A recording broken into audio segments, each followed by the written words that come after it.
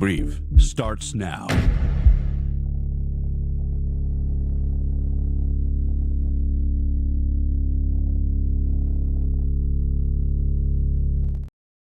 What is up, everybody? Happy, Thursday night? Yeah, welcome to another episode of the Blackline Brief. I'm your host, Matthew McKim, and it's kind of a pop-up live, seeing who will turn up. Just got back in from the family, and boy, a lot of stuff was happening while I was gone. And I was like, man, there's just so much I'd love to chat with everyone about and kind of, have an open mic kind of situation, back and forth, kind of like a more chill, laid back stream, a lot more engaging with you guys. What up, Kay Kirkland? What up, Moxbox? What up, Ever Deeper and Anton? Block. What up, Jesse, Tiffinator? Cool. We got a lot of more people popping up. Barney, NZ, Jim Carrey. What up, you guys? Yes, another surprise. Well, I don't know, man. Still trying to, brainstorm different things on times of day. When I have energy and I feel like I want to meet with a lot of you guys and hang out with you guys and talk about things. I'm just trying to brainstorm different versions of how to do a live. It doesn't always have to be the same thing. I definitely eventually want to get to a point where it's, I'm doing multiple different kinds of streams, that it's not always me presenting videos and we're breaking down just things that some of those characters are saying. One of the things that I really like is the interaction piece and like hanging out with you guys and hearing your guys' thoughts and going back and forth with you guys. And so, and I don't know, maybe I do this like once a week or at night. I don't know, just brainstorming things. Like this will be kind of a experiment, So bear with me as like we're just kind of hanging out. But I mean, like, there's definitely things that are on my mind that we could talk about. I definitely, Gary Melton had an X space for hours. This guy, something Nor, he's like Andrew Wilson's little, gosh, he's so hard to listen to. His voice, it's so hard to listen to him.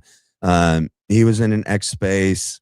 And then Andrew Wilson had a live, and boy, was that interesting. And I definitely wanted to talk to you guys about that because I feel like he's gaslighting everybody. And I'm like, what? Like I don't know. We could get into it. I could bring it up actually. So, as everyone gets in and gets settled, please do me my normal one ask favor. Just hit the like and subscribe. That's it. That's all you got to do. You don't have to do anything else. Anything else above that, thanks. But at the very least, just hit the like and subscribe. Okay? Pretty, please, and very much thank you. All right. Let's see. Let me pull some things up.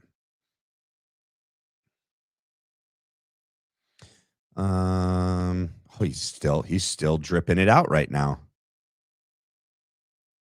Bro, as long as people are giving him money, he's not going anywhere.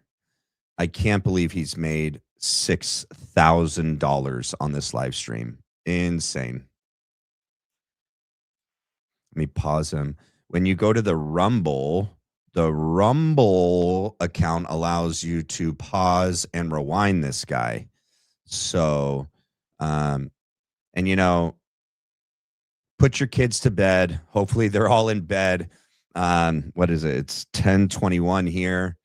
I guess if you're in Hawaii, or if you're in another part of the world, it's the next day, it's the morning. It's what is it in Hawaii right now? It's like 4 hours behind, so it's like 6 p.m. So they're still awake. Maybe not.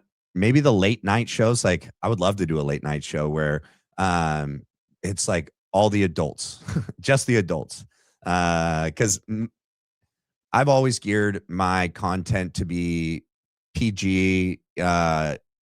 Obviously, some of the content that we talk about is not PG. We're talking about Charlie Kirk being assassinated, people covering it up, a lot of evil, dark, demonic, uh, not great stuff. But like, I'm not cussing. I don't drink. I don't smoke. I'm not swearing. I'm not vulgar. So in that sense, I'm aware that a lot of moms and a lot of individuals, parents, families watch on their TV. They watch on their phone when they're cooking and things. And so I want my channel to be, kind of like what Charlie did. Like he never cussed, he never swore, he wasn't vulgar. He presented himself the same. And so I've always wanted to do the same thing. And that's who I am. That's me naturally. At night, though, we'd be able to cover things because I hate covering Andrew Wilson on my daytime show. Like, his mouth is just like every other word is like the MF word, the F word. It's just like, ugh. I know a lot of you guys are like, we're all adults here, we can handle it. I know. It's a little different. It's on, it's on my channel. So maybe when I cover his, it's the later shows, right? Let's see, where is everybody at? Texas, it's 12:22. Jesse, what up? It is 15:32. Are you in the military? You got military time? Friday in Australia, from Tris Kelly, Charisse Click, what up? Hey, I was just in the Paramount Tactical Live with you. Yeah, I know. That's another reason why I wanted to pop up here. And I really want to have some back and forths with everybody. This will be much more interactive if we can have that, because I can remember things and I can talk pretty good. But there might come a point where I might need someone to like throw a question or ask me, what did I think about Gary saying this or that? And it'll help. It'll help me just keep going. Okay. Let's see. Sandy, Colorado Life. Thank you for all your hard work. Much respect, sir. Thank you so much, Sandy. Sandy, so do you live in Colorado? Are you nervous about Victor Marx?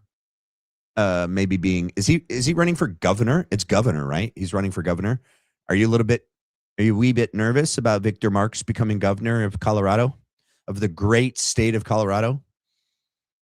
We drove through Colorado when we moved back from Texas to North Idaho, and we loved it. It was gorgeous. However, bro, we got caught in a flash, like flood rain, that everybody pulled off the road. We all pulled off, and some people, even though they live in Colorado, I mean, that's every state. Some people just don't know what to do in the state they live in. Like, some people live in California and don't know what to do with an earthquake, or they live in Kansas and don't know what to do with a tornado, or freaking, Florida with a hurricane. And it's like, what are you guys doing? It's a massive flood. You don't want to be at the bottom of a hill. Like, that's a no-go zone. And people are like, all parked. I was like, babe, don't worry. I'm getting out of here. We have our Jeep 4-wheel drive.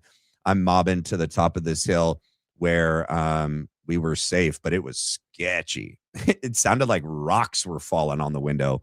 My girls were nervous because it didn't give any indication that it was going to stop anytime soon. But we got to stay in this like really cool, what is it? Like a tiny house Airbnb. Which was really pretty, and it was on this pretty property. However, there was freaking like massive spiders all up in it.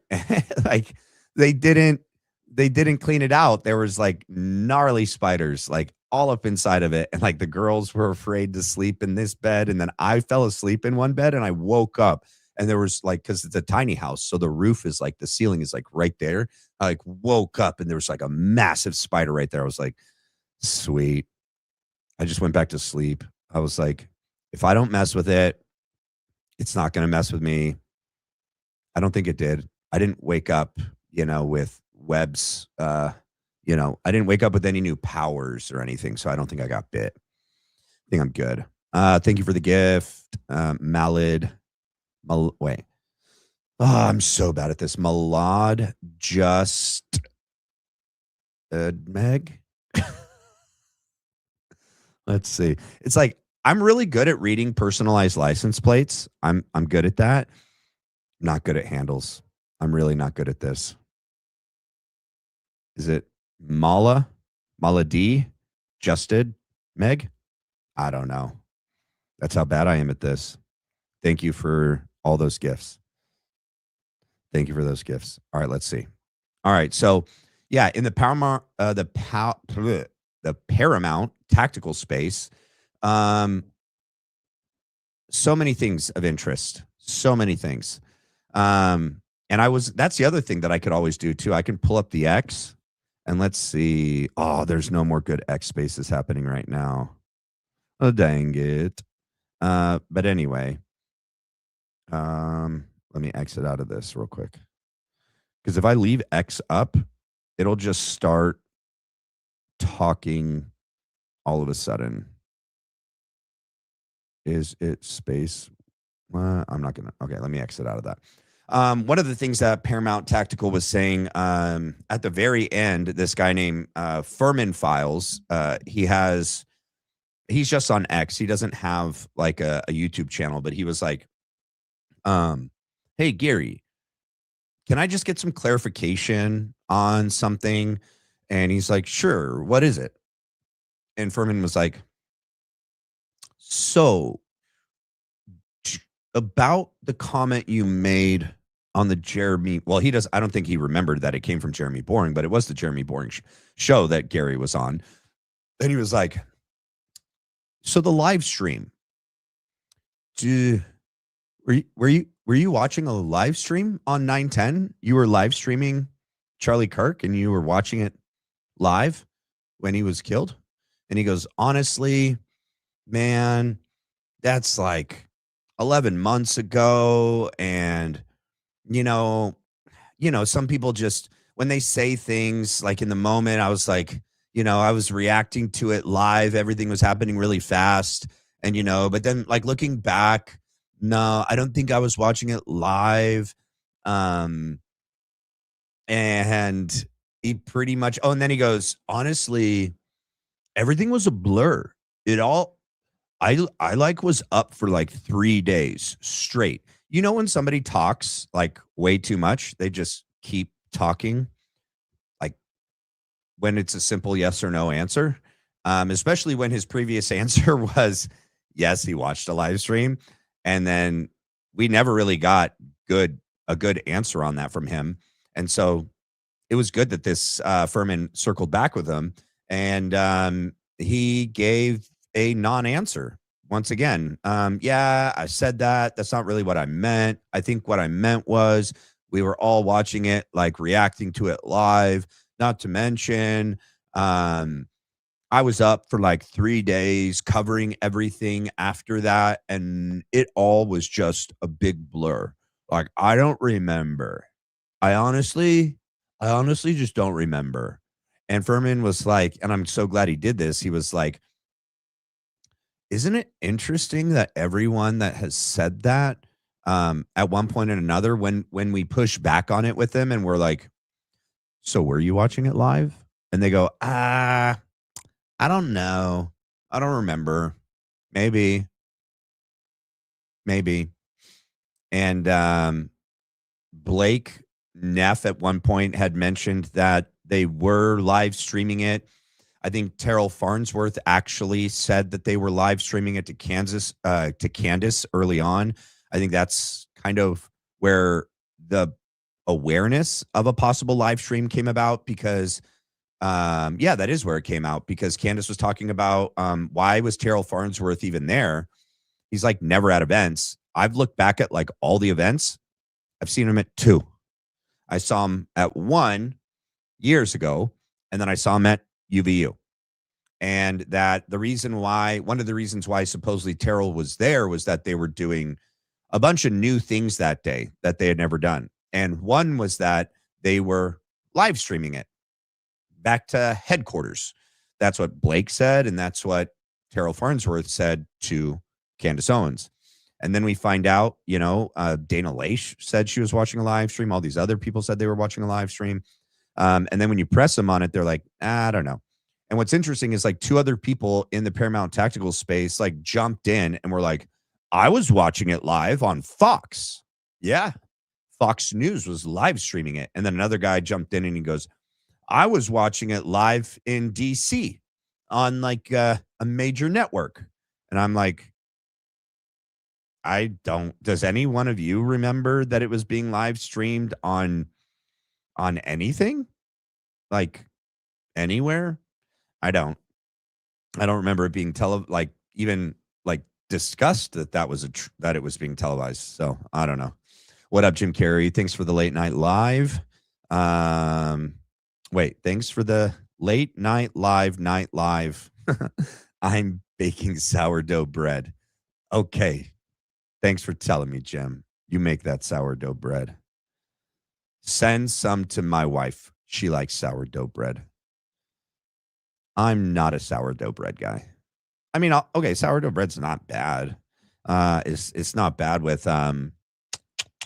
like Italian food, like pasta. Dip it in some sauce. All right, let's see. So, what are some other things that happened today? So much. I mean, did you guys see the Clancy verdict? Did you guys get? Yep, we did see the eclipse. Yes, the eclipse was still kind of happening.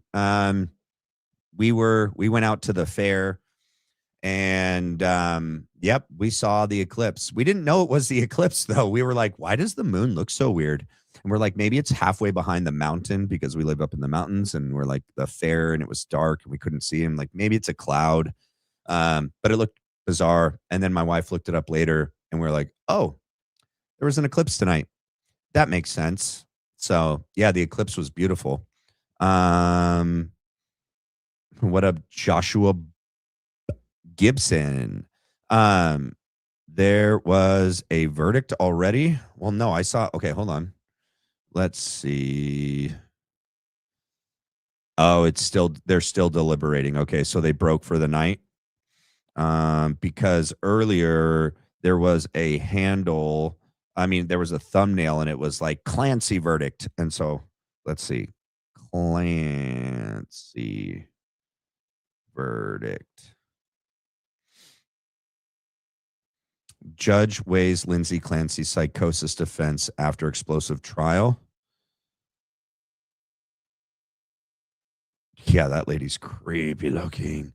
Lindsay, here, we can pull this up. Let's see. Well, first of all, have you guys been following the Clancy trial at all? Let's do a poll.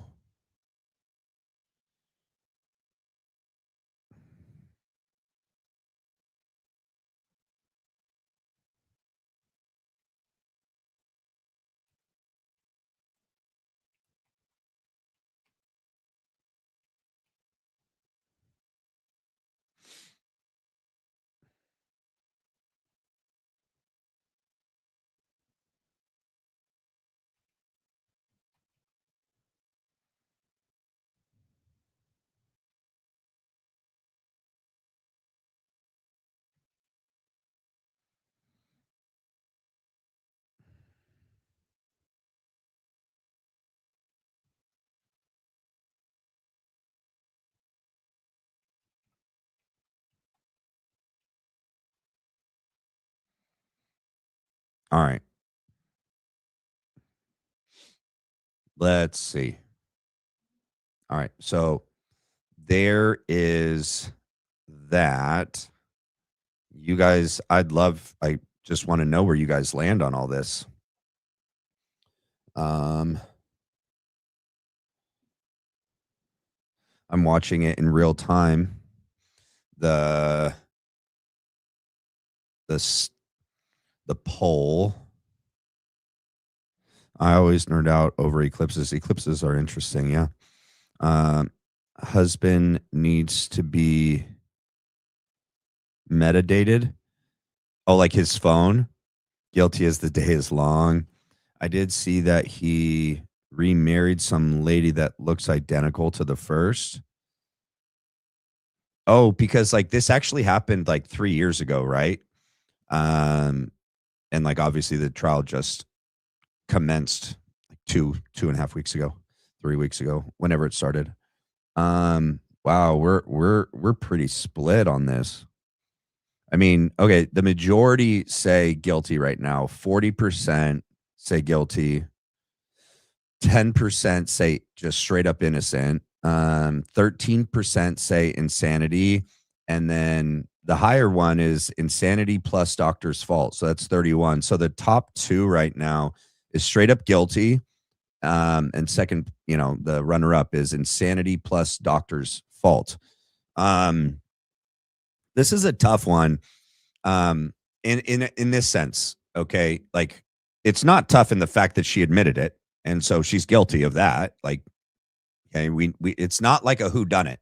That's not what's on trial. We're not trying to figure out who did it. What's really on trial is why, and was it premeditated? Did she have all of her faculties? Was her faculties impaired and affected because she was on a ton of different medications? Do the doctors have some culpability in it? I think regardless of which one you choose, I think the doctors should always be responsible for what they prescribe their patients. And I thought we were in a day and age where like all patients' medications are on a database so that like you can't go doctor shopping. You can't go prescription shopping. I thought that's how it is with like opiates and stuff. And like benzos. I thought that would have been the case for everything, But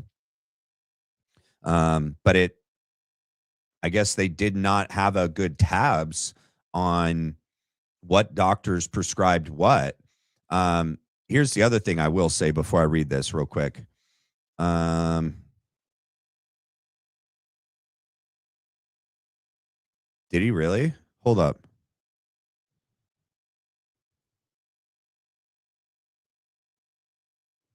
Oh, he did. Oh, I got it. Oh, let's do it. Okay. How bad is the language? Well, I'm gonna have to. Okay, I have it. I got it pulled up. So first, let me finish this thought real quick. I'm gonna read you in a second. Okay, Moral Mile. What was I saying about Lindsay Clancy? Oh, this is what I was gonna say. What I've come to understand, okay, on being very involved in the Tyler Robinson investigation, like online, like or being invested in the trial. I know probably more than the average person about Charlie, about TPUSA, about all those people involved, about what happened that day, about what was happening in his life leading up to that day, about all of the evidence against Tyler Robinson, about all the evidence that they don't have, the issues with the evidence, the case, the trial, the prelim, the documents. And so what I've come to believe is that you don't really know anything about a case, cases that are this complicated. And so one of the things I kind of made a decision on after I think I made a preemptive judgment just based on the brutality of that Clancy case, just from listening to it, from the little bit that I did. Look, it's so easy to be driven to a decision based on emotion. But then I started like seeing people say other things, and like I didn't say that changed my opinion at all. But I just had a thought that it's like maybe a lot of us, I'll just speak for myself, about reserving my official opinion on any given case unless I know about it. Because look how easy it is for people that don't actually know anything about the Tyler Robinson case get out and give their opinions about how guilty he is. And I'm not saying that Clancy's innocent. I'm just saying that it made me think that if all you've seen about a case is what the mainstream news has been reporting, you don't really know anything. That's it. That's kind of my 2 cents, is that unless you've spent any kind of significant amount of time, and not just from mainstream news, but from different sources, to really understand what happened in that house, what are the different sides of the story, and knowing both sides really well and following it, um, it's a little bit premature to give an opinion for me. And so that's kind of something I realized after I kind of made a very, I mean, just based on what you hear from it, it's so brutal, it's so evil, it's so tragic. Um, you just, as a parent, you you go like, I don't. For me, it's like I don't care. I would never do that. I mean, but I know people are going to make arguments that she wasn't all her faculty wasn't there, and I mean, but then I've heard other arguments that like that's not how psychosis works, and you can't only hear voices for an 18-minute period of time, and that's the only time you've ever heard voices, and then you've never heard it before, and then you never heard it since, and um, but she had her faculties about her in the decision making that she made in choosing this child to isolate, so that child didn't make a big fuss. As I mean, there's so many things. It's not easy. It's not an easy open shut, like black and white, clear cut situation.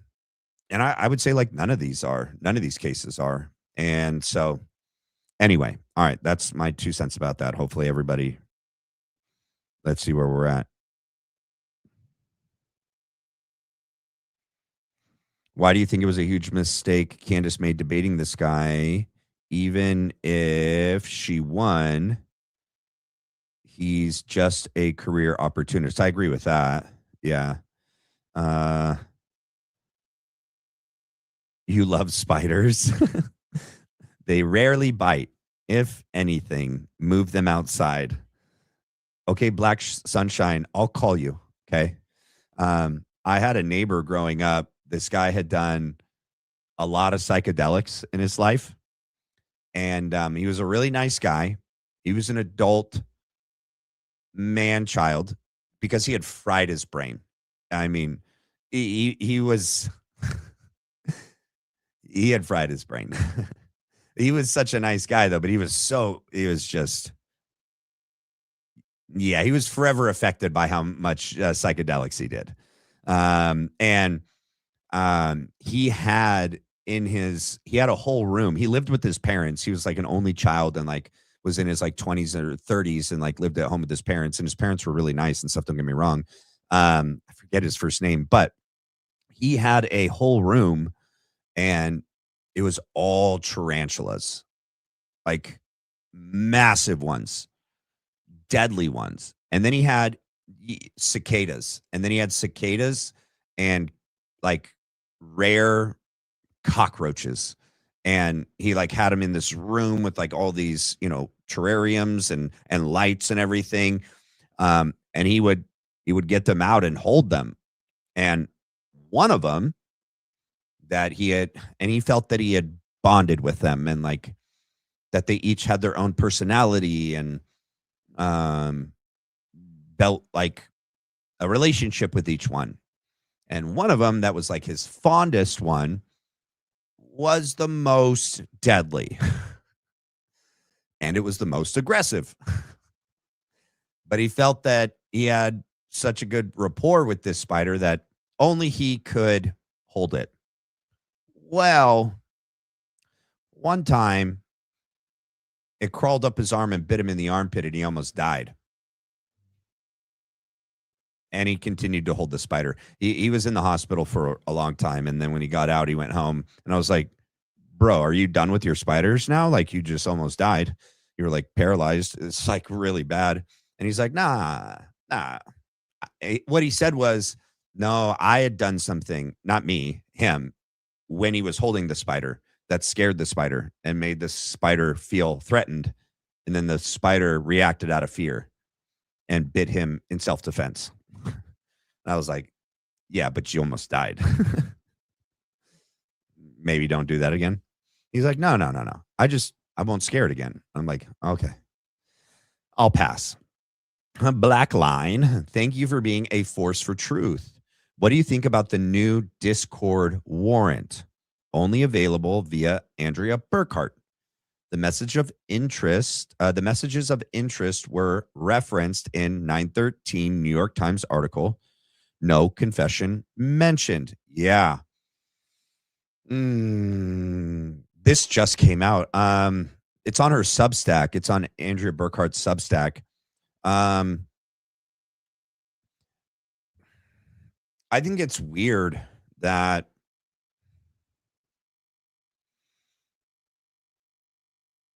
some people get access to things that other people don't. Some of these things weren't and haven't been in any of the court documents in the way that they are in the warrant. I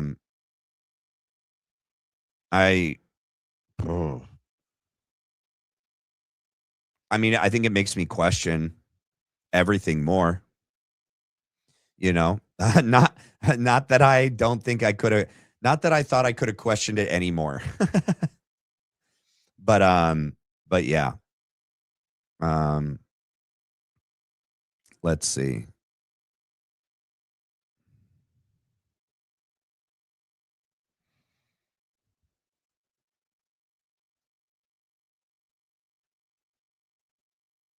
Aw.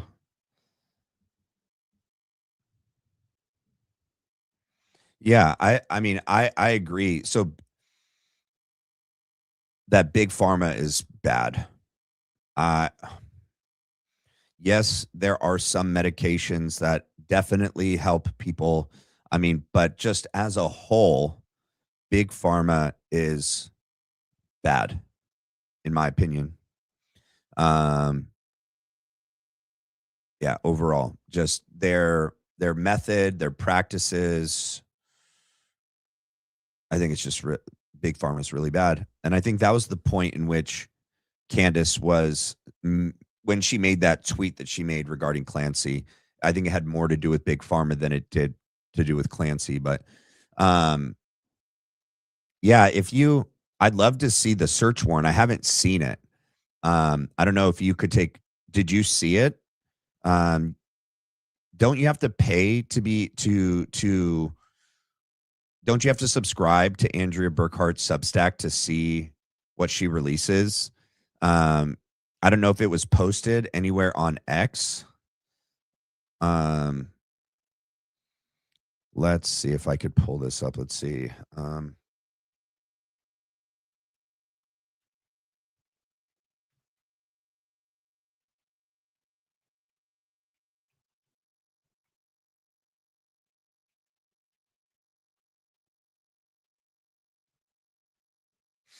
Let's see. Unsealed search warrants reveal letter left by Tyler Robinson.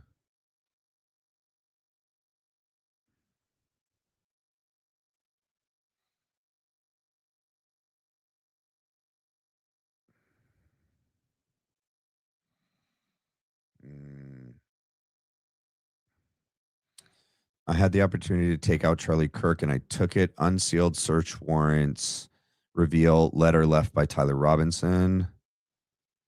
Provo, Utah. Unsealed.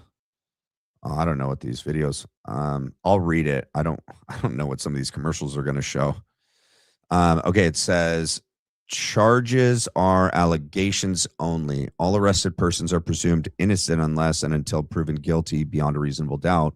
Provo, Utah. Unsealed search warrants show letters between Tyler Robinson, the man accused of killing Charlie Kirk on Utah Valley University, and his roommate, where he discusses an opportunity to take out Charlie. We know that's old. What are you talking about?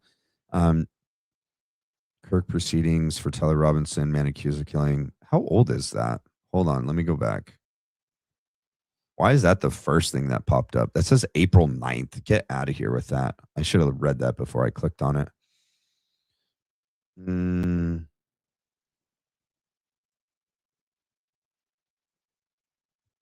Okay, here we go. So, unsealed search warrant affidavits and recent preliminary court hearings in the capital murder case against Tyler Robinson have exposed critical details from his private Discord chats and text messages. Robinson stands accused of the fatal shooting of conservative activist Charlie Kirk at Utah Valley University. According to the unsealed warrants and evidence detailed during his preliminary hearing, the admission, roughly an hour before turning himself in, Robinson messaged a private group chat of his friends writing, "Hey guys, I have bad news for y'all." Oh, that's the normal one. The doppelganger one, in a separate Discord channel. Oh my gosh, my contacts.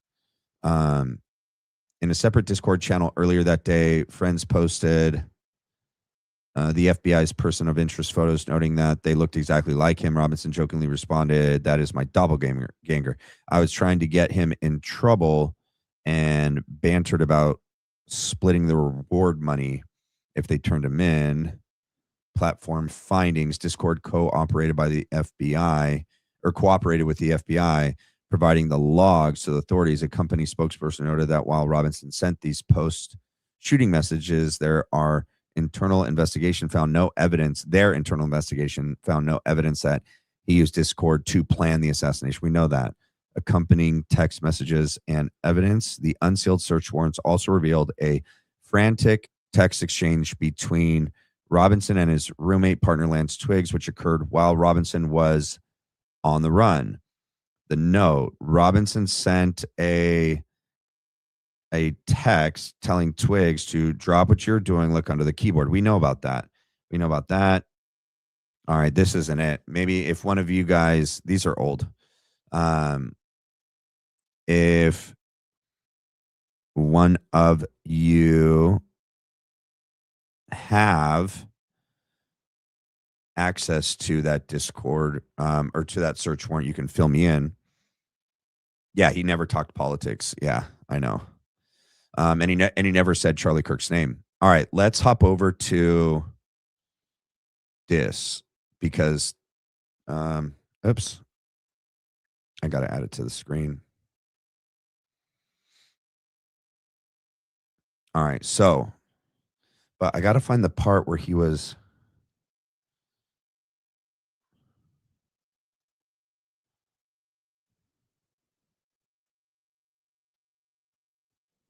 Hold on. YouTube doesn't allow you to preview like at the bottom. I'm sorry, Rumble doesn't let you preview the bottom like YouTube does. So I have to do this. So hold on, because I want to get to a point.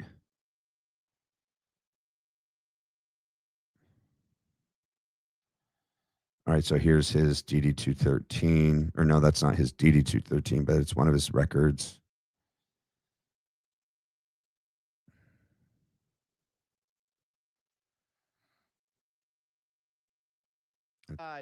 We're going to do the oldest one first.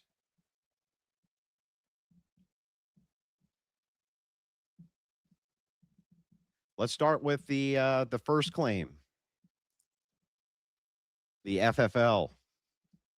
He's going to need some of that good positive fucking evidence, isn't he? Now, also, these guys think that saying the word positive evidence is a come up with a conspiracy for him.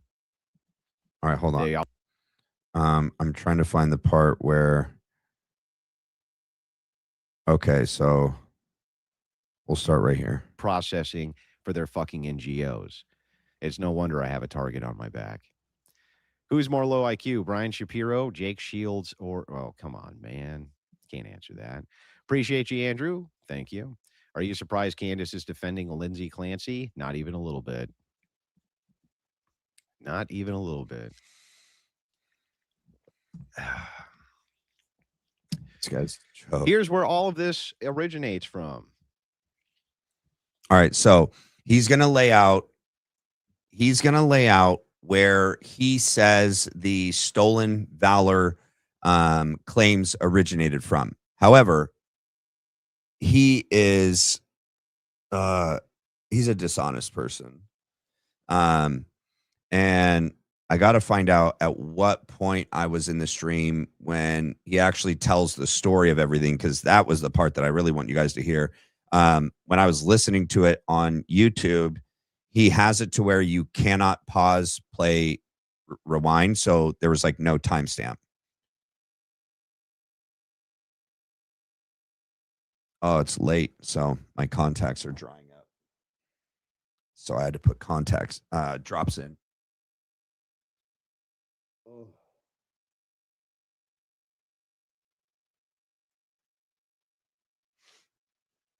Bam. There we go. Let there be light. I can see.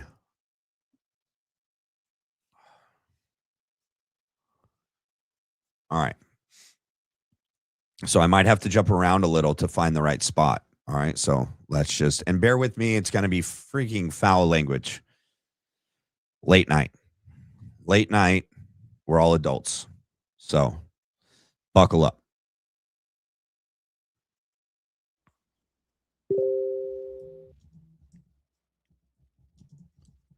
Let's pull it up and watch it together, shall we?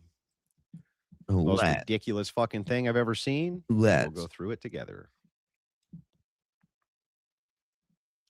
Nice to see everybody here, by the way. So apparently, Mr. Andrew Wilson. Now, to give you the background on this gentleman. All right. We actually don't need to listen to this part. Okay. This part is, so this guy, what did he call him? The Tree of Life. I guess this claim of stolen valor has been around a while. Okay. It's not new to Andrew Wilson. It's just resurfaced because Andrew Wilson's big face got displayed en masse when he entered himself into the foray with Candace Owens and the whole TPUSA and Charlie Kirk, assassination investigation.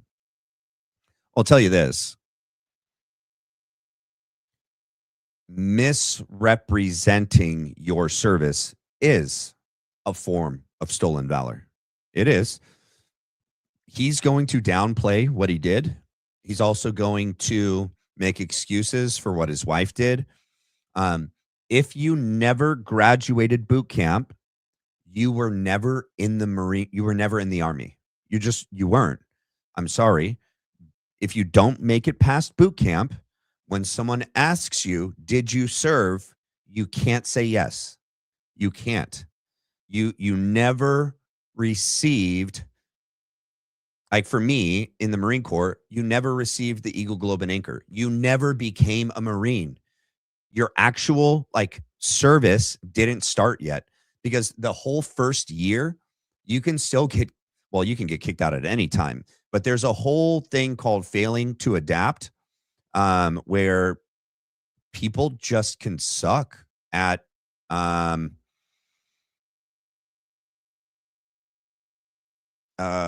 what's the word?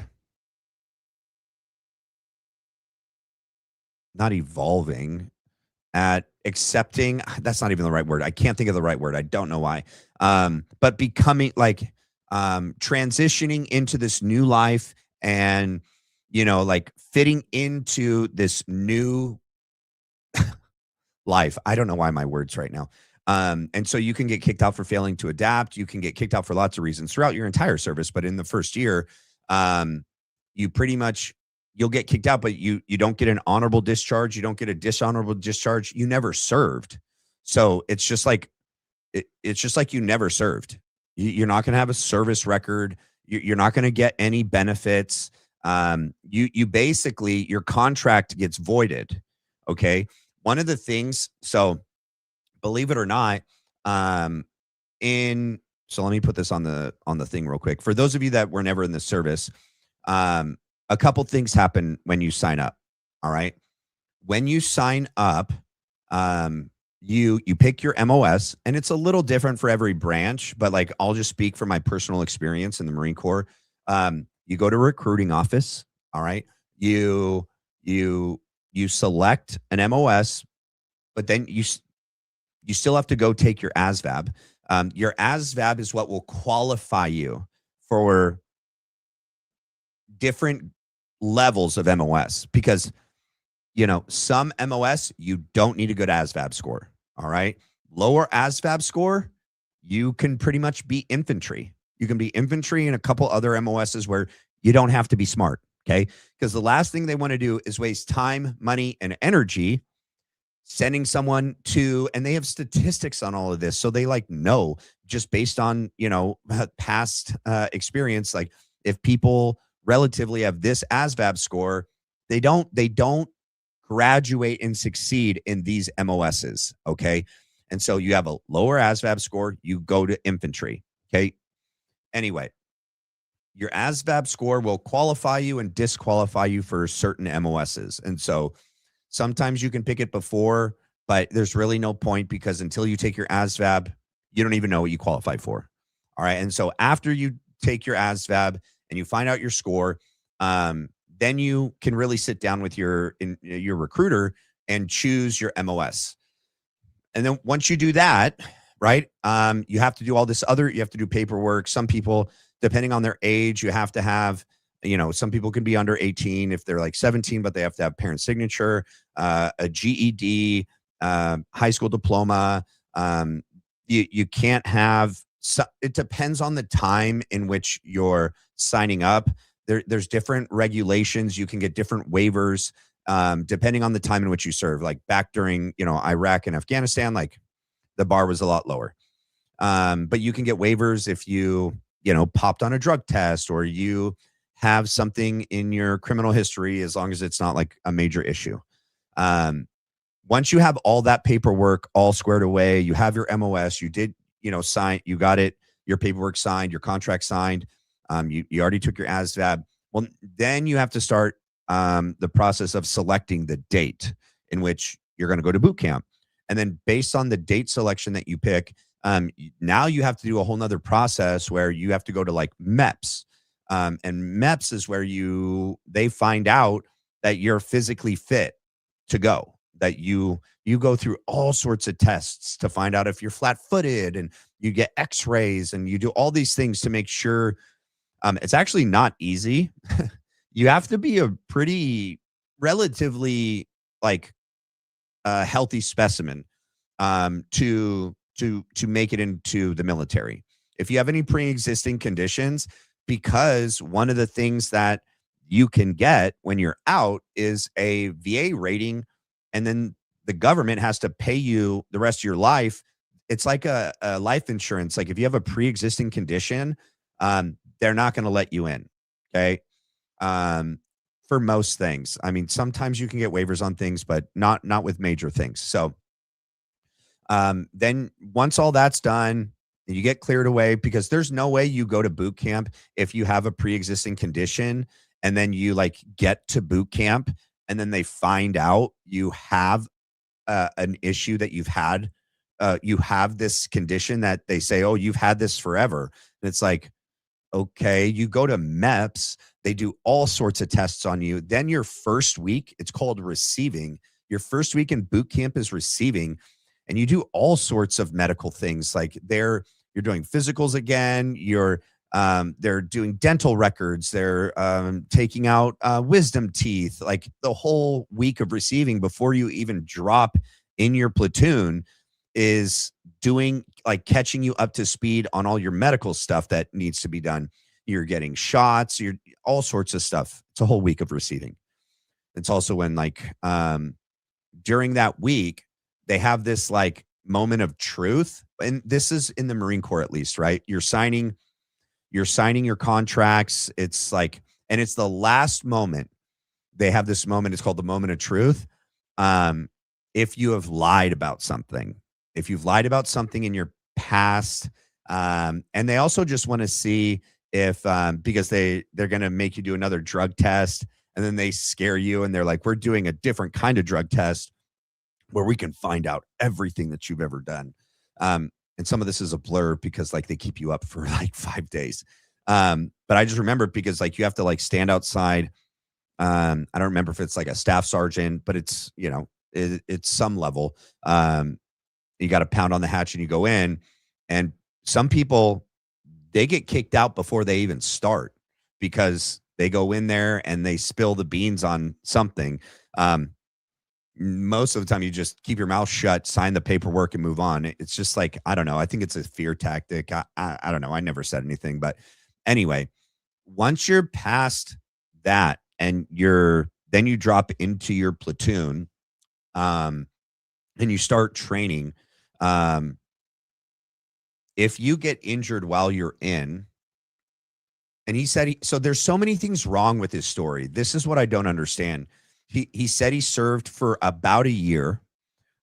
He said he doesn't remember specifically how long. Well, first off, he didn't serve. So scratch him saying that, that he was in for about a year, so he doesn't even know the exact time frame, which is it's such BS. I was in 2005 to 2011.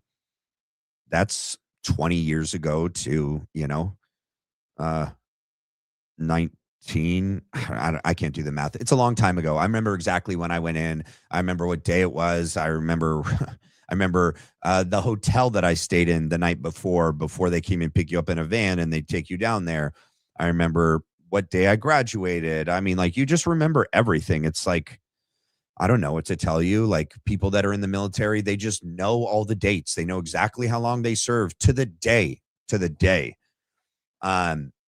And if he never made it past boot camp and he failed out of boot camp and, then he never served. Okay. He never became a soldier because he was in the army. So like him ever answering a question that he was in the army, that's already a lie. That's a lie. Okay. You went to boot camp. You failed. Okay. You washed out. No one ever walks around. Nobody that I know, nobody that has any respect and honesty and integrity ever goes around and says that they served in the army when they never made it past boot camp. So that's already a lie. That's a lie. Saying he doesn't know when he went, how long he went, when he got out, that's another lie. Okay. Then saying that, allowing his wife to say that he was an army sniper and never corrected her and never corrected the record, that's another lie. Where would she have ever got that information? She just made that up. So there's multiple moments where Andrew had the opportunity to correct the record and he never did. Okay. There are different levels of stolen valor for sure. People that never served put on uniforms and they go around and try to get special service, whether they're flying, they tried to get free drinks. Like, there's all sorts of different levels of stolen valor. People that were in the Navy, but then they act like they were SEALs. Okay. People that were but never served in combat and say they were in combat. People that never made it past boot camp and yet let people believe that they actually served in the army. Okay. So that's just the backstory about all this. So like him trying to, the excuses he makes, in my opinion, are BS. So there's that. Let me read this real quick. Hello, Matt. The Bella Stella. What is AED? Where are you, Bella? Hello, Matt and chat. Good morning from, Abu Dhabi, the UAE. Coffee in hand and enjoying the stream. Thank you for all you do, Matt. You always put on fantastic episodes. God bless. Thank you, Bella. I appreciate that. I want to go to Abu Dhabi. I really do. Abu Dhabi sounds dope. All right. So he's gonna say that this whole stolen valor thing originated years ago by this guy, Tree of Life, and I don't know what this other guy's name is. Here we go. Let's catch up on it. Logic. Tree of Let's Logic. give this a watch, shall we? Mr. Andrew Wilson is engaging in stolen valor. What? Oh boy, engaging in that old stolen valor, says Travis Pangburn. Yes. All of this, of course, cited to Tree of Logic. When were you in the Army? I was in the Army for a very limited amount of time, years and years ago. How long was that very limited amount of time, if you don't mind me asking? It wasn't very long, about a year. Wasn't very long. Nobody that's a real man and that has any respect for themselves and respect for the military, if they've never made it past graduation, never even say they were in the Army or Marine Corps. Nobody. They just don't. Your service doesn't even really start until after you graduate boot camp, because so many people don't make it out of boot camp. They wash out, they get injured, they fall out, they're weak, they're weak-minded, their bodies are weak, they're weak men. And yeah, there's an occasional person that has an actual like good excuse, like something tragic happened in a training accident. That's not what happened with Andrew. Okay. A year. Now here I am on a TikTok invasion. And during this TikTok invasion, instead of allowing these people to deflect to something that is irrelevant and is meaningless, right? In order to move the conversation, the argument along, I just say no, and we move along.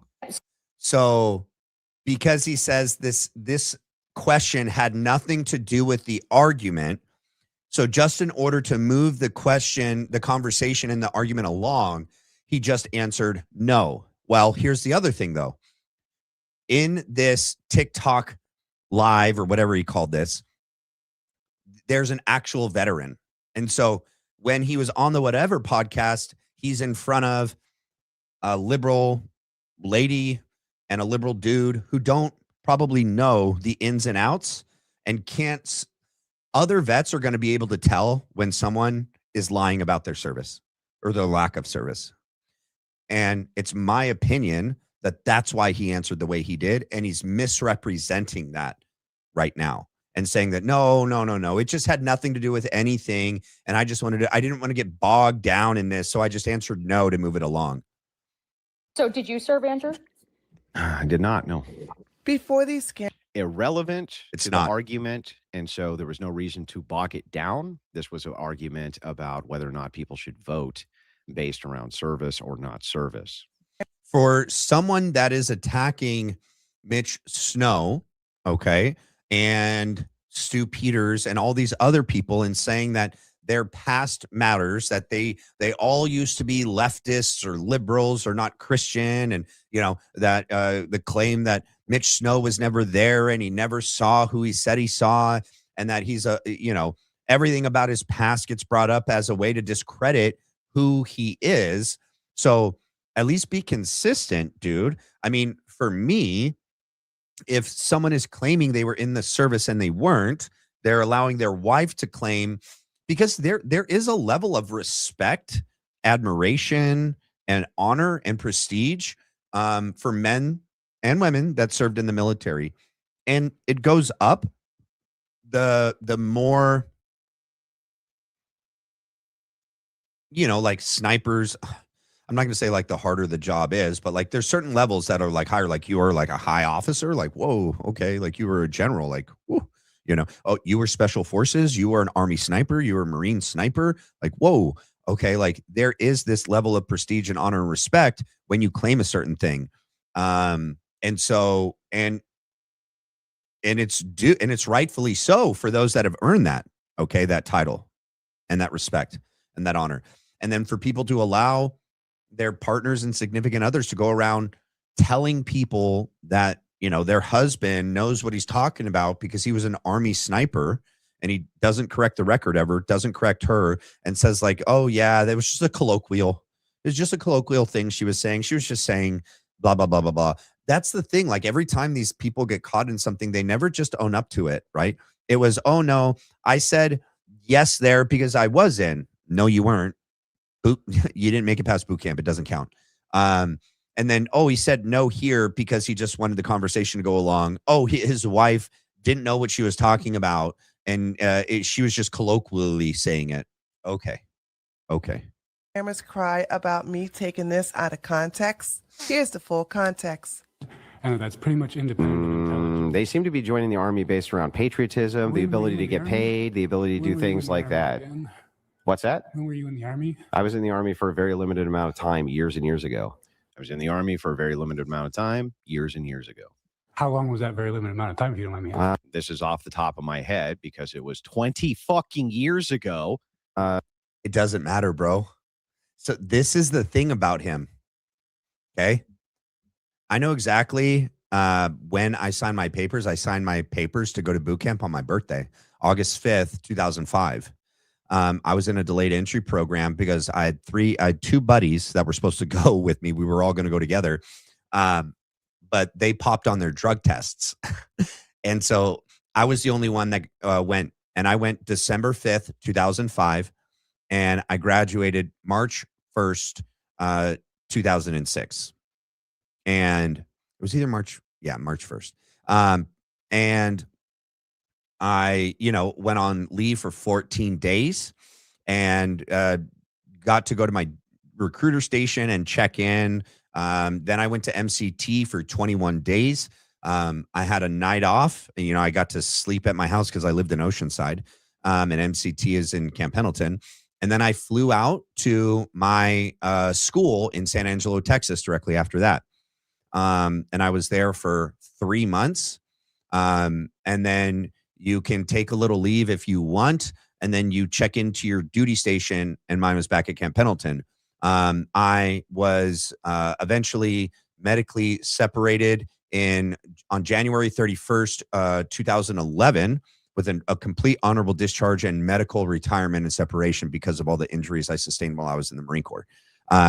You know all the dates. You just do. And to act like because it was 20 years ago, you don't know when you went, how long you were there, what is just a lie. It's just a way to get out of it.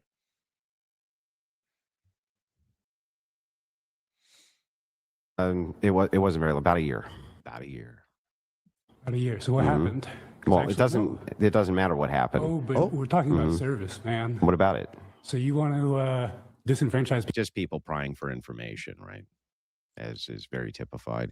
Got blocked by that Jen chick on X, apparently calling someone a bleeping low IQ is frowned upon. Probably people based on military service. I actually know why most. What are you talking about? How would I disenfranchise them based on military? Anyway, this guy was really fucking stupid and didn't even understand the arguments. As I was pointing out to him, if it was the case that we based this on military service, how would you get disenfranchised if you served in the military, dumbass? That makes no sense. It's fucking dumb service. No, it would be the opposite. If you're requiring people to serve, no, it wouldn't require them. Even Naima had to correct him because of how fucking stupid her boyfriend is. To serve in the Army. There had to be some sort of service which was rendered before you were allowed to vote, yeah. And I reinforced the position here. The service wouldn't necessarily require. Okay, so just to address what people are saying, I know he was in. I know he went to boot camp. I know he got hurt when he was in, and they held him in boot camp. But he said he didn't graduate boot camp, and you get held there, and then he washed out. He never made it past boot camp. Okay, and so I'm not denying that he went there. Like I know that he did. Okay, my point is in the retelling of the story. Okay. And I know he showed documentation of him being in. Yep, there's going to be some documents that he went there and that he was there and why he was separated. He says that he sustained some sort of injury in his chest. He was doing push-ups, and then he had some injury in his chest, and then he goes to the doctor, and the doctor says, "Oh, we found some condition that you've had forever that I guess they didn't catch at MEPS, and they didn't catch during receiving," which is insane, but I'm sure it's possible. But the retelling of the story, the words that he used, that's the issue that I have, right? Like nobody would ever say they were in the service if they never graduated boot camp, if they washed out because they got injured, right? So that's all my point is, okay? That he's glossing over things, and he's reframing things and reshaping things in a way to make it not seem as bad as it actually was. I'm not going as far to make any of the claims that like Valhalla and some of those guys, those other guys made. I'm not saying that. I'm just saying that nobody considers themselves actually a Marine if they never graduated boot camp. Nobody says they served in the Marines if they never graduated boot camp. Okay. If they got to boot camp and for whatever reason, they got injured, failure to adapt, they washed out for whatever reason, you don't go around saying that you served. You don't go around saying that you were in the Army. That's my point. That's it. That's it. What? What does this say? I have a friend who got out because he was mad they put him in a day camp before basic. He doesn't claim he was in the military. That's funny. He would have been better off never mentioning ever about his time going in. I agree, Lori. That's what I'm saying. Like that's all I'm saying. I've never tried to go as far as some of the claims that some of these other guys have made because I had no way to know or not know. All I'm saying is that from my own experience and from the guys that I know and from being in, if you don't graduate boot camp, you don't go around telling people that you served in the military. You don't ever answer that question like he did on the whatever podcast. You never answer that question like that ever. That's my point. Okay. And then when in front of a vet on that other video that he was showing, he knew that he'd get called out. If the vet were to ask him a question, okay, when were you in? What was your MOS? How long were you, when were you in boot camp? Oh, you graduated? Oh, you didn't graduate. What happened? How long were you medically held back? Oh, did you wash out? Like all of that would have been washed out in that back and forth with that veteran. And that's why, in my opinion, Andrew was like, no, I wasn't in. But when there's not a vet there, he goes, yeah, I was in. Yeah, a long time ago for about a year. That's all my point. Okay. So. Prior military service. Like military? Military service, maybe. Yeah. So did you serve, Andrew? I did not, no. So then you wouldn't qualify, huh? Did I say it was exclusive to military service, though? Well, I don't understand. What other kind of public service could you do besides defending your country? I just gave you several. Excuse me. I know that you're a Excuse me, I'm talking. That chick was such a bitch. red pill mother. But here's the deal. I'm going to put you on mute while I finish because you clearly don't let women finish. You asked me a question, though. So, yeah. So there's nothing more patriotic and more civil service in your point of view or my point of view than there is defending your country, which you didn't have the testicular fortitude to do. And so for you to go, maybe if you served in the military is wild, Andrew. By the way, that chick lost that debate badly. Stolen valor. So to get this right, the way that I stole valor was when I was asked a question on the whatever podcast, I honestly answered the guy.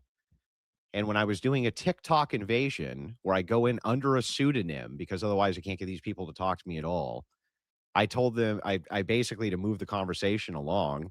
And because let's be real, right? I don't really consider, well, we'll get into that. But anyway. He was about to say it. I don't really consider me having served in the service. Okay. I'll get to your super chats in a second. That's the point. Even he knows that not graduating, right? Not going on to your tech school or your MOS school, being in the actual, being in, oh my gosh, my brain this late. When you go to your actual duty station and your active duty, when you finally make it there, if you don't make it past boot camp, nobody considers themselves having been, served in the military. But yet, in one context, he says that he did, and he even says for about a year. There's no contract that's a year long, number one. And you just don't go around saying that. And you don't let your wife going around saying that you were an Army sniper. You just don't. Is that the same level of stolen valor as others? No. Would I necessarily call it stolen valor? I don't know. It's like a form of it. Like I said, there's different levels to it. You guys obviously, hopefully know that they had there's different levels to stolen valor. Like, people misrepresent what they did in the service. People that were never in the service claim that they are in the service. Like, there's so many different levels to it. It's not just like this one thing is stolen valor. It's like there's different shades to it. All right. Let me get to this. You don't understand the argument is his only argument. Yeah. I'm a fan of Valhalla, and I don't like Andrew, but he destroyed Valhalla and Heavy Duty Country tonight. Probably because it's not the first time. Yeah. I don't want to get in tiffs with people. I really don't like back and forths with other podcasters. I'll just say I would never have done the things that other people did regarding Andrew Wilson. I've given my personal opinion on it, on why I think Andrew was dishonest about his service. And as a actual guy that did 5.5 years, I don't know why. Yeah, I don't know why you would rephrase it that way. So, yeah, but to each his own. But all right, let's continue. That's it. That's their whole evidence of stolen. That's their whole fucking evidence. And we've seen him before, after. It's just fucking lovely.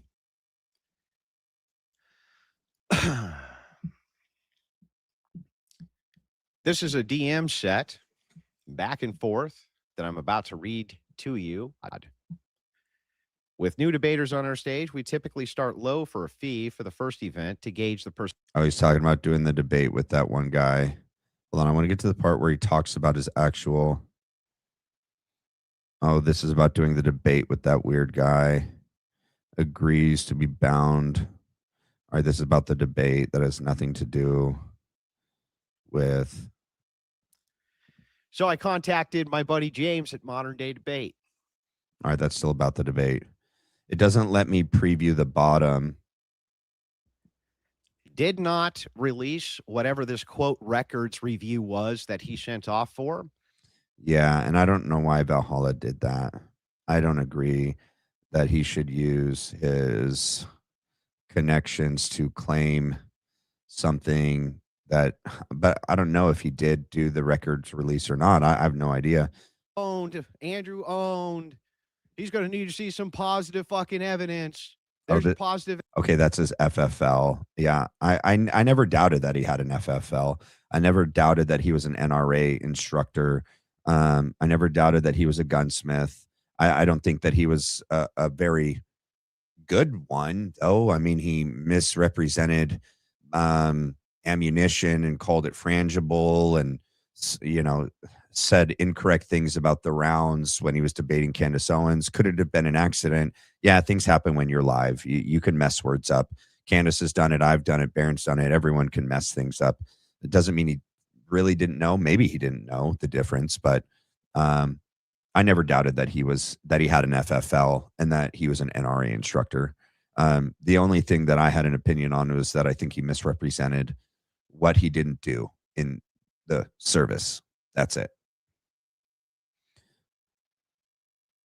Because just like I said.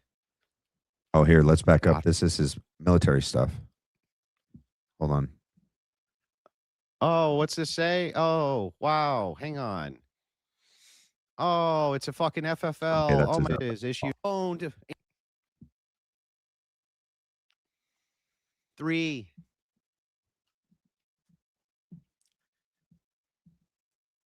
What about my training shirts? Well, first, before I show all of those, and there's so many of them, I'm going to need to see some positive evidence of your basic pistol certification.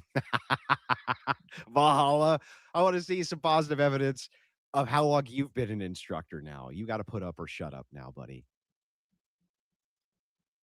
But what about the rest? Was Andrew ever in the Army? Oh, my God. Oh, it's a stolen valor from our made-up fucking con. Oh, holy shit. I'm so sorry that Holy shit. It's that's it's so stolen. loud. It's from our completely fucking made-up con that we completely made up.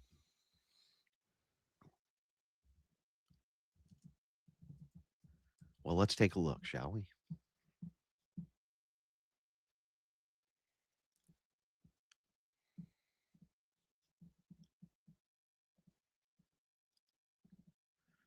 All right, here we go.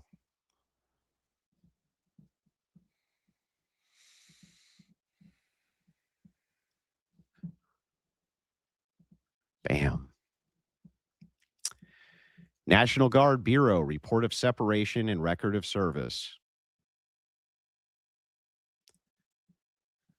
Andrew Wilson. My pay grade was E2 because I got a promotion. I'll get into that for why I did, even though I wasn't in very long. Let's see, the total service for pay, 10 months, 11 days. Total service for retired pay, 10 months, 11 days. So about a year. Just like I said.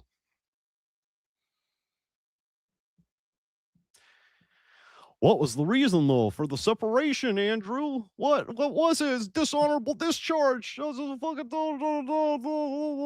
none of that. None of that. Because just like I said, I got hurt. And there's the Guard 214, just like other people in the National Guard have been using for years. It doesn't say anything specific, though, as to why he was discharged. There you go. I was to be assigned to the 221st in Erington, just like I've said. Supposed to be a Cav Scout, just like I've said. Okay. Was supposed to be. Okay. There you go. What? Always let them hang themselves.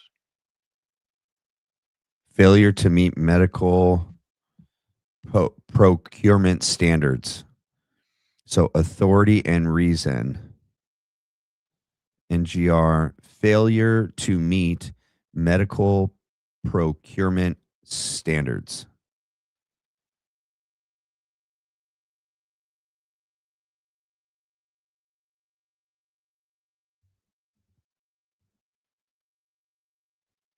This is an NGB form.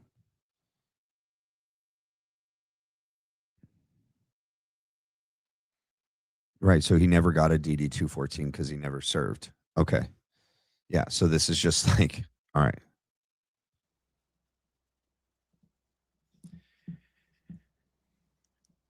Now, there's more. Okay. I hope so.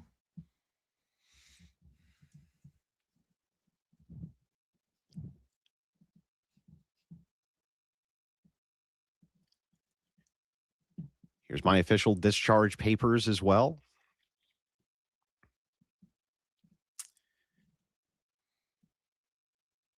Wilson Andrew, E2, PV2, 221st Cavalry. Effective date, 2nd August 2007. Type of discharge, uncharacterized.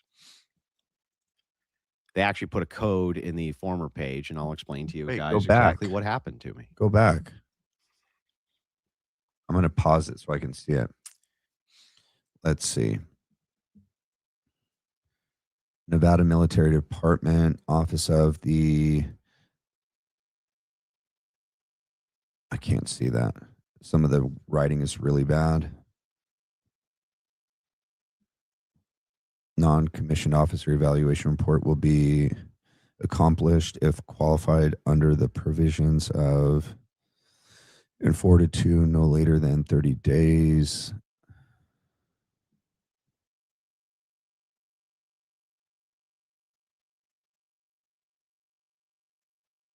Man, it's such an old, I can't. No military status. Current organization identification code, none. Or no military status. Yeah, because I don't think he ever made it past boot camp. That's what he said. Well, there Wilson Andrew, E2, PV2, 221st Cavalry, effective date 2nd August 2007, type of discharge uncharacterized. They actually put a code in the former page, and I'll explain to you guys exactly what happened to me. All right. So that you understand. It's a hell of a story, even though it's not at all. Not even a little bit. So I idolized my older brother. Idolized him.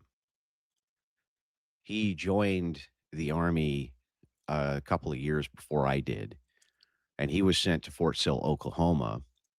I was sent to Fort Knox for training. And he joined, during wartime.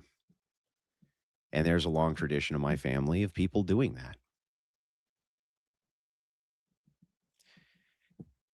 And I thought, from my stupid view, I viewed my brother as being a hero. I really did. I thought of him as being, that's how I viewed him. Yeah, of course. Yeah. Your older brother. I did the same with my older brother. And I'm trying, I just want to go to the bathroom. They're standing and they're like, we can't get into this bathroom. And I was like, oh, okay, well, that's kind of strange. And when I put my ear up to the door, I could hear somebody in there, and it sounded like they were choking. Oh, that's right. This is where he talks about somebody he saved somebody's life. So he says. Getting smoked. We were just doing push-ups, and my side started to hurt real bad. And so they asked me to fall out, which I did. And they took me to the hospital. They found a condition. I'm not going to get into it. But the condition existed before I joined, and just nobody knew about it. Nobody had any idea what the condition was. I mean, that's possible. I think it's kind of unlikely, but it's possible. Because you do all sorts of medical evaluations that are some of the most extensive evaluations you do in MEPS before you go to boot camp, and then you do more when you're in boot camp. So I don't know. He's not going to tell us what the condition is. He can, obviously it's a personal thing. It's a medical thing. He doesn't have to, but it's also kind of a way of avoiding being extremely clear and precise on this for us to really know, what he's saying is true. So. Yeah. So anyways, he does. I was accurate in my retelling of it. I was making sure I didn't miss something, that he got to boot camp and he got hurt. When you're getting smoked at boot camp. And he said that in other times, right? He never graduated. He didn't make it past boot camp. You get held back, and then, you can try to get better and try to go back in. But then, if you fail to do that, then you're going to get medically separated. As if it's just kind of like this. You never were in. You get no benefits. You get no VA anything. It's just, you're done. And you're out. I definitely don't want to play him and Valhalla and all of them arguing and fighting and debating. You said they lost. I believe you. I don't think they did the right thing in how they went about it. So, I don't even have any connections to the military and how to get people's medical records and stuff like that. And I don't know. I don't think it's a good idea to try to use that on other people. That was used against me. Someone tried to say that they were going to get my military record about me. There's nothing in my military record except for what I did. And if you guys have any questions about my record, I can tell you guys about it. All right. Let's see. Let's go here.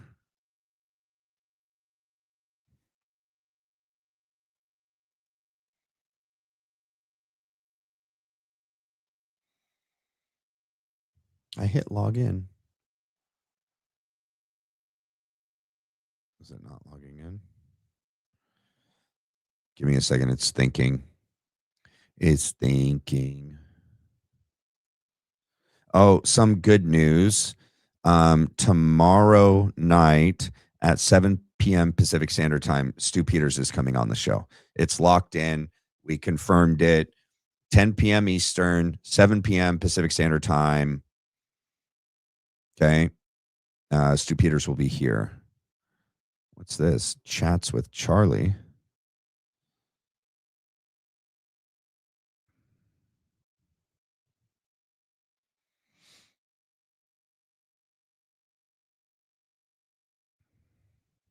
Hold on.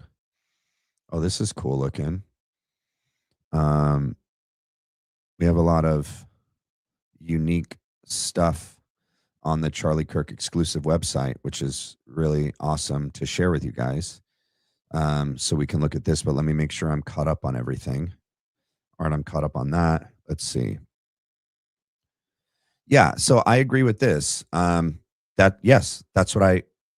Okay, well, maybe because he leaves and there's an out for him that we'll never be able to verify. It's not on those records specifically. He said he's not going to tell us what this pre-existing condition was, and he doesn't have to. He doesn't have to, but it doesn't really clear everything out though either, because just having he was in the National Guard. That was the other thing. It was a National Guard, so there's which is still service. It's still service. So many guys during Iraq and Afghanistan were National Guard. Some of the worst casualties that occurred during Iraq and Afghanistan were National Guard. Some of the guys that were getting stop lost, that they weren't being allowed to end their contract. Their contracts were being extended. It all happened to National Guard members. Some of the worst stuff happened to them and their units during Iraq and Afghanistan. So National Guard is still a service. So is the Coast Guard. So is the Air Force, and so is the Space Force. Everyone's a little different, though. Some are harder. Some you get treated better. Some you get treated worse. Some are more physical. Some are more, mental. But you know that when you're signing up, for the most part, you know which branch you're signing up for. You know what you're getting. But anyway, I think my big point is that just be honest about what you did or didn't do. Don't oversell it, not even in the slightest. Don't answer one way in this setting when you know you can get away with it, and then differently in this setting when you know that a vet's going to hold you accountable and he's going to ask you too many questions. So not Space Force, all private now. What do you mean? We still have a Space Force. Nicole, Paige, we don't have a Space Force? Yes, we do.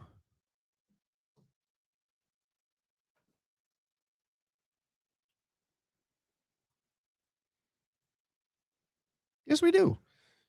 USSpaceForce.com. What are you talking about? We have a Space Force. It's right here. It's not private. How late are you, Kelly? An hour and 29. But you're here. Oh, you're kangaroo. In Australia. Did a dingo eat your baby? I don't know what that's from. I know it's something. It's from something. Hey, Kelly, have you ever had a Vegemite sandwich? Are they good? Is a Vegemite sandwich good? Laura Love, what is this question? Medical retirement, I mean? Is that to me or about him? Did you see Trigger Smart's new interactive website? I did not. I don't know what it's about.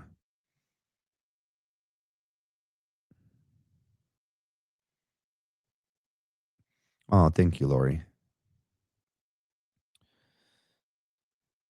He probably burned himself out with a torch lighter or something. You guys are funny. The Space Force is not private. I just showed you. It's not private. This is a late live. It is Earl's, my Pearl. Did you not catch the beginning when I said kind of what the purpose of it was? I saw the heavy duty country video where it shows the bullet coming from the floor where Charlie Kirk was. If it's real, makes sense to USA removing that camera. Okay, I know which one you're talking about. There's a side camera facing Charlie this way, and what it shows is an object, a projectile. You cannot discern if it's a bullet. You cannot discern if it's a bug. You cannot discern if it's a link from his necklace flying out. You can't tell what it is, but it's definitely a projectile. We've never seen that footage. People can overlay stuff. And so if that projectile was actually shooting down, but then they overlay it in reverse to look like it's coming up while they overlay it on top of the video of Charlie going back. I don't know. Like, I would want to see proof that it's like a legit thing. And then even if we do that, you can't tell that it's a bullet. It just looks like it's a projectile. It looks like it's coming up from below. It looks like it's flying up that way. But based on how it crosses his knee, I don't know that it would have hit him in the neck. Charlie's a really tall dude. So the angle of approach was more like this. It looked like it would more hit him in the chest than up here in the neck. It would have needed to be much more vertical than this. That's the video I saw. Yeah. So let's see. I ate the dingo with my Vegemite sandwich. Yes. It was okay. It was from Seinfeld. A dingo ate my baby. Air now stops bullets. Andrew Pickle Wilson. I think those mocking pastors are Mossad agents. Or I think James Cadiz and Frank Turek and Jack Hibbs and Rob McCoy are. I think so. I agree with that. Oh, you think he was killed by a drone? I know that. I mean, that's a very popular theory going around right now. It's possible. It's possible. The technology with drones is even so much further advanced within departments of the military that we don't even know about, and private companies. A lot of the private companies that are the ones that build and own the patents for this technology that get the government contracts. The drones that we see that are out in circulation are years behind what the military has. And ever since the Ukraine war, they have, so during a time of war, technology can progress faster because you're putting it in practice in real time, and you're getting back information on what works and doesn't work, and you're going back to the drawing board and you're fixing it and you're adjusting it, and you're constantly coming out with new models and advancements in the technology. And so I think the technology in drones and weapons attached to drones is much further along than we know. They have micro drones. They have drones that shoot ball bearings. It doesn't even have to be a traditional gun with gunpowder and an explosion. There's all sorts of possibilities. I definitely think that, and I've never landed on one theory. I know that the wound looks really weird. The wound looks really weird. It doesn't behave like a traditional high velocity round impact entry wound. There's no exit wound. There's no high velocity blood spatter. There's a delay in the blood. The wound appears and then it seems like something's blocking the blood to be coming out, and then the blood comes out. Looks like there's a projectile inside as it comes out, and then the blood comes out. It's possible there's a drone that shot something at Charlie. I honestly don't know. I think that they probably did like 5 different things that day. Similarly to like John F. Kennedy, I think there's a total of 5 shooters, in my opinion, not just 2 or 3, and not just the common ones that everyone is aware of. There's at least 2 to 3 others that most people aren't aware of, and kind of like once a decision is made to take out someone like that, they cannot risk the person surviving, because the person survives, then they go into like protection and they cut everyone else out that they don't trust. And then they go on a rampage to investigate and to weed out all of their potential enemies that could have possibly tried to kill them. And so I think likewise with Charlie Kirk, that they weren't going to take any chances that day that he would be leaving UVU alive. And so, and I think that they wanted to, especially after Butler and seeing how everyone responded to Butler with analyzing, and even the Las Vegas shooting, with analyzing audio evidence, video evidence, flight radar data, FOIAing body cam footage, 911 calls. They knew even before Butler, but for sure after Butler, that people were going to dissect this case online. Okay. They knew that, and that they would need to do everything they could to make it to where it would be nearly impossible to ascertain anything clear and concrete from the audio, from the video, from the autopsy, eyewitness statements. They think they hear this, they think they see this. And I think that was all done on purpose to make this nearly impossible. Not that it is, but and I think they wanted it to look sloppy. I think they've wanted this to be chaotic and difficult and dirty and muddy and murky. It's coordinated chaos. I think that's also by design. So let's see.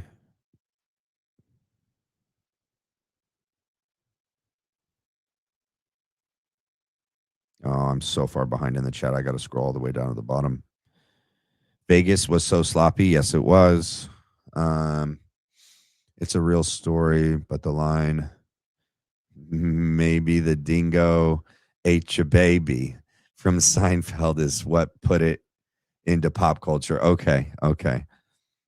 Frank Turk's interview that you covered this evening made me so irritated when he was explaining what truth is. Yeah, he was talking empty circles. He made no sense. I know. He's just like the worst. I never watched the actual video of him being shot. I just couldn't. Especially for my wife is very sensitive to what she sees and what she hears and like what she watches, what she takes in. It like affects her a lot. With my life, my history from my childhood, my adolescence, my adulthood, my military service, everything I've experienced, I have, a different exposure to things that it doesn't have that effect on me. And that I wanted to know what happened to Charlie. And sadly, one of the ways to know what happened to Charlie is finding out what happened that day. And just like with the JFK assassination, like reviewing the video evidence and testimony and eyewitness accounts is a way to try to understand what happened as compared to like the Warren Report or the official story of what they tell you. This nice little story. Here's a bow. Take it. Go home. We're done. The only way that you could even challenge that and seek to understand, even if it's true, to seek to understand if it is true, would be to go and analyze everything. And that's not everyone's thing. No. If you're a sensitive person, especially, ladies are much more sensitive to these things. Not all. I'm not making a blanket statement, but are, yeah, I don't recommend it, but I think for people that can and are able to, and they want to contribute to the investigation and they're wanting to find out what really happened, it's one of the things you kind of had to do to know whether or not that's a 30-06. Because here's the issue that I always come back to. I know way too much about this stuff, but they're saying that the necklace and the shirt moved because of cavitation. The official story does not say that the bullet hit the necklace and bounced up. The official story does not say that it hit a ballistic vest and bounced up. Other people claim that. Other people claim a different bullet shot from the palm pistol or from a different gun somewhere else in the audience, a lower caliber, rifle or handgun. And, that, it hit here and then it bounced up and it went through the collar of the shirt and there's a hole there and then it hit it. But the official story is claiming that the bullet struck Charlie in the neck, caused cavitation, which then broke the necklace, which moved the shirt. They think the shirt was moved by like the vortex behind this high velocity round, which just doesn't happen. Go look up, you guys can look up a video of a 50 caliber, which is such a massive gun. I've gotten to shoot 50 cals before. Okay. Well, they have 50 cal rifles, but they also have like cannon, like 50 cals on top of tanks. And, it's a massive round. And they can shoot this 50 caliber over like a pile of flour, over deck of cards splayed out, feathers, balloons, and the bullet passes over and it doesn't move anything. It's not going to make the shirt fly up. Okay. Just because this bullet comes in here. There could be an argument that cavitation could do that, especially if it goes in here and it travels down and inside the chest cavity and the expansion of everything. However, the shirt and the necklace move and break first. There's no wound. The wound isn't there yet. The necklace breaks, the shirt moves in the back first, then it pops up in the front. The necklace is flying over the head. It's flying around the back. It gets caught on the back collar. And then as the shirt comes down, that's when you see the wound. Well, the order of operations are backwards, because if the bullet entered, created cavitation, snapped the necklace, and made everything move, well, that couldn't happen if the wound wasn't there. And I don't know. They've never explained that to me. I don't understand that. And I don't understand how people like Gary Melton just wash past that, and they never deal with it. I think that's one of their tactics is they just ignore some of the glaring issues and they never deal with it. I don't think I've ever yawned on a stream before. It is 12 p.m. All right, you guys. Let me pull this up.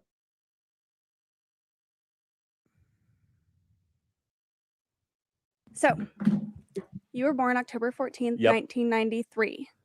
So you are 30. Yes. How do you feel? Same as I felt in my 20s.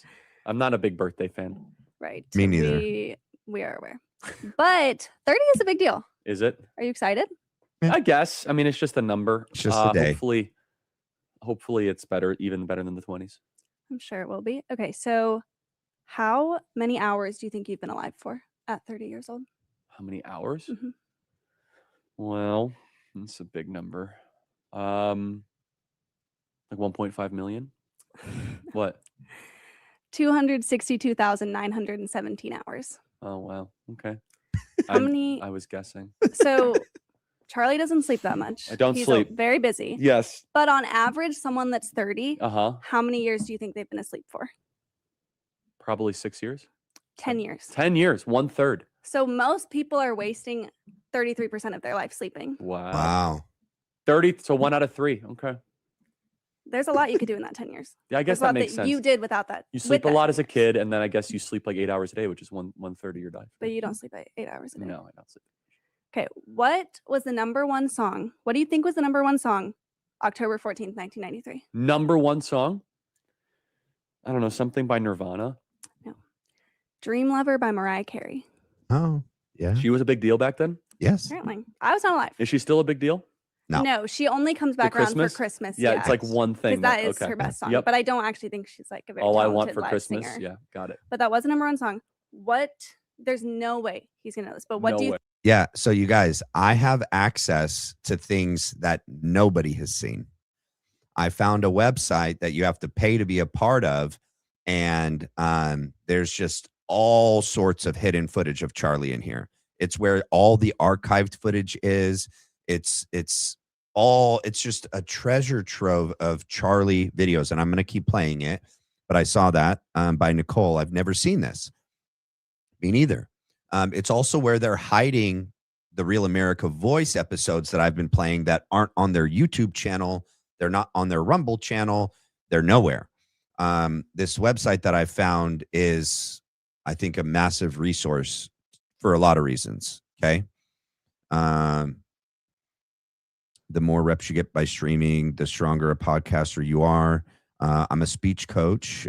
If you wouldn't mind, one piece of feedback, listen to 20 to 30 minutes of your show and listen for filter words. Okay. Like, and things like that. For sure. Thank you, JP Hanks. For sure. I appreciate that. I will do that. what do you think is the #1 song? October 14th, 2023. I don't know. Taylor Swift and Travis Kelce taking vaccine shots. They do not have a song together. Pfizer Protect My Heart. You should write that. You should make a parody. That would be funny. Does she not? Doesn't she have a new movie coming out or something? I'm going to see it today. See, this is- It's the opening night of the Eras Tour film. See, she does the tour and then she does a film to extract more money from her fans. I can't wait. I'm so excited. But the #1 song today is called Paint the Town Red by Doja Cat. Do you know who Doja Cat is? No. If you remember, we did a video on the Met Gala and she was dressed head to toe as a cat. Yes. Very freaky. Yes. So I need you to watch this. Oh, is this the music is a video clip. of Paint the Town Red? Yes. It's just a 10-second clip. Okay. I can't if there's music. Nope. I can't do that. Nope. Little Rebel. Oh, It's been the #1 song for 9 weeks. 9 weeks talking about Satan. What do you think has changed in 30 years? That it was Mariah Carey, Christmas Queen, That's a good point. and now Doja Cat. Yeah, I mean, I guess Satan's in charge. It's not a big surprise. I've never heard that song. Are It's there not a words to big- that song? Yeah, so And it's not just that club I music. said what I'd said. I'd rather be famous instead. Ah. I don't care. I paint the town red. She's a Oh, don't say the lyrics. Stop reading the lyrics. Oh, that's a good role model for children. who was president October 1993? That'd be Bill Clinton. Yeah. What president was born on October 14th? Was it Dwight D. Eisenhower? Yes. Do you know what year? Let me try to think this through. Boy, it was like 1895 or something. 1890. That's So pretty you were close. You were very Yeah. close. Favorite place you've traveled in your 30 years? Oh, Israel, or Alaska, or Hawaii. Those are my 3 faves. 5 best things you did in your 20s. And he went to Hawaii with Candace Owens, by the way. At this time, when he was 30, the time he would have referenced Hawaii, he was there when he did campus debates with Candace Owens. 5 best things: getting married, having a kid, starting the podcast, launching the whole program, and then just kind of like basically working as hard as a human being can work. Okay. It's very rewarding. What are you excited for in your 30s? More adventure And hopefully, honestly, like that the country can just calm down and we can have like a normal life, if that's even possible. I don't think that's going to happen. Oh, that's so sad. Have like a nice place to live that isn't constantly at crisis and people are running and toilet paper runs out. It's like World War III hysteria all the time. That would be nice. I look forward to like a normal life. Last question. Oh.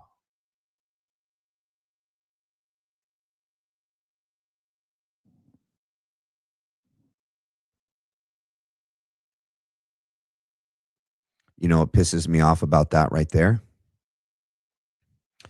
Erica, we played earlier tonight, said that if Charlie Kirk was given the choice to come back and have the normal life that he was hoping for, getting to have more adventure, getting to see his daughter and son grow up, coach his son's football team. He always wanted to coach football. I believe he probably would have coached Pop Warner, you know. He would have been doing his job, so probably never would have coached high school or anything. But Charlie was looking forward to a normal, calm life, but also with excitement and to travel, to be there in his family's life and to all the things that we look forward to, all of us. And for Erica to get up there, yeah, he came to Alaska. Yeah. For Erica and everyone else that have gotten up there and said that if Charlie was given the option to come back, that he would refuse. And I just think that's such a gross lie. It's such an obvious and gross lie. I watched in real time the day TPUSA deleted Charlie's past episodes off YouTube. Yeah, they're all hidden on here now, and you have to pay. You have to pay for them. Question: what do you think everyone should do in their 20s? Get married, have kids, and challenge yourself. Work super hard. When you look back, you're not going to be like, boy, I wish I would have played more video games. Yep. Thank you. So. Oh, man, it's such a good clip. And I got more, and we have more, but it's 12. I still need a shower. I need to get ready for bed. I got to wake up early and go to the gym and do it all over again tomorrow. But if you guys have any other super chats before I get off, you can get them in right now. I can do a couple administrative things. If you guys haven't done so already, please do me a favor and hit the like and hit the subscribe. After the video posts, would you please write a comment? You can throw an emoji in underneath the video, and then you can hype the video for free. Pretty please. I appreciate it. Okay. Let's see. Let's see. All right. No takers. We don't have a poll left unattended to. Kangaroo, kangaroo, kangaroo. I'll be back in the replay. Thank you, Kelly. Charlie is so missed. Yeah, I love college football. The boys want it more than the pros. I agree with that, JP Hanks. I like college sports. Yep. The CIA, FBI, Israel, and the USA government took out Charlie Kirk, just like JFK and MLK. I agree with that. Oh, who just showed up? Well, we don't have to go. Pete, how do you say that? Pete Stronach? Pete Stronach? Missed your show. Are you in Australia or New Zealand? Aren't the flags very similar? Let me see. Hold up. Let's do a quick Google search. Australia and New Zealand flags. They are similar. They're very similar. You guys, did you not see? They are very similar. I knew it. I'm not stupid. I'm not stupid. Look how similar they are. Very, very similar. So I apologize if I can't tell from your little. Oh, yours is Australia. It's got the white and it's got the lower one that's bigger. You're Australia. All right, Pete. Australia from down under. Pete, have you ever ate a Vegemite sandwich? Yeah, have you? Are they good? I like Nutella sandwiches. Nutella's that's I love hazelnut, you know. What do we got here? The Bella Stella. Have a good night, Matt and chat. Catch you all next time. Thank you, Bella. By the way, you guys, please come tomorrow night. It's going to be really good. I might start early because Andrew Wilson is supposed to release evidence tomorrow regarding, Mitch Snow, Fort Huachuca, Stu Peters. And I want to be able to see the BS. I want to see. Okay, he doesn't have it up as a link yet, but last week I think it was at 6 p.m. And then I'm going to have Stu Peters on at 7 p.m. Pacific Standard Time tomorrow night here at the Black Line Brief. Just me and Stu, just raw me and Stu being me and Stu. And then it'll be 10 p.m. Pacific Standard Time. But I'm going to talk to him about things that he's been covering on his Rumble, Kick, Twitch channels. New stuff that's been coming out. I'm also going to give him a place to air his side of things. Gary Melton did a whole X space tonight on Stu and didn't tag him and invite him. Didn't allow him to say his piece, and then ended right when Stu found out. I sent him a screenshot and was like, hey, bro, they're talking smack about you. You might want to hop in there. And then he shows up, and then Gary's like, I'm pooped. I'm exhausted. Bye. Closes down the X space. So Stu will be on tomorrow night, 7 p.m. Pacific Standard Time, 10 p.m. Eastern. I think I'm going to start my stream at 5, maybe 5 or 6 p.m. Because there were things I didn't get to cover today that I want to cover tomorrow. And then I want to cover Andrew Wilson's drip stream, where he's supposedly going to release evidence that puts everything to bed. If it's anything like the text message, we're going to be underwhelmed. It's just going to be something that he's going to say it's so damning, and it's, look at this, it's so amazing, I proved it. And then we're like, you didn't prove anything. We don't even know whose text this is. It's just, thanks for nothing. And then they gaslight us and say oh, this is how dishonest they are. They'll never admit, they'll never concede. You guys never admit and concede when you're caught in lies. You always just make up some stupid, excuse. And so I don't think that's what we're engaging in. I don't think we're not conceding. I just think that the text message that you released is not conclusive. It's not conclusive that who sent it, who received it. It's not conclusive that it's real. It's just not conclusive. So, all right. Does anyone have anything else before we go? I love you guys. You should have more subscribers. Really nice one, Matt. From Taiwan. Oh, Saozi. Or wait, Aussie. S Aussie, but you're from Taiwan. Has Diligent blown up today? Why would he blow up? Heavy Duty Country promising a good episode tomorrow too. On what? It's all fake, or else it would be out in court docs. Which part? I don't know who you guys are talking about. I'll be here tomorrow. Thank you. That'll be great. Oh, some of you guys are going back and forth on the receipt.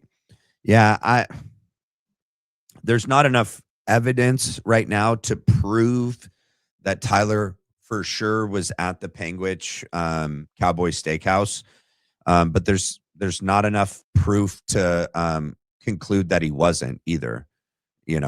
It's not been proven that he was there, and it's not been proven that he wasn't there. I think right now it's 50-50. I'm about 50-50. Because honestly, I make my conclusions, and I have my opinions based on what I can see, what is real and what is not real. And so I kind of withhold making concrete statements unless I am positive about something. So there's that. Anybody else? Bueller. All right, guys. All right, you guys. Thank you guys so much for another great episode. I love you guys so much. God bless you guys. I'll see you guys back here tomorrow. Stay tuned. Have a great night. Peace out.